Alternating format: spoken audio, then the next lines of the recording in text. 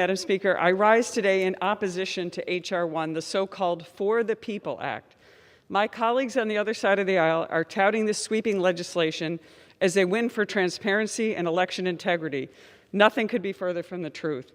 This bill is an attempt to destroy democracy by federalizing aspects of U.S. elections constitutionally delegated to the states. It would prohibit common sense voter ID rules, encourage ballot harvesting, require no excuse absentee and early voting, permit felons and non-citizens to vote, and make colleges and universities trusted voter registration agencies. I know firsthand the need for election reform and the consequences of elections run without transparency and oversight. I was sworn into office over 30 days late after an exhaustive 100-day post-election count in the race for New York's 22nd Congressional District. In the run-up to the 2020 election, New York Governor Andrew Cuomo threw a series of executive orders that mirrored many of the policies the Democrats are now proposing in HR1.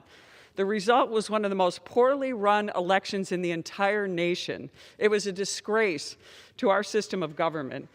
If HR1 had become law, I can confidently say it would have been virtually impossible to conduct a fair and transparent race.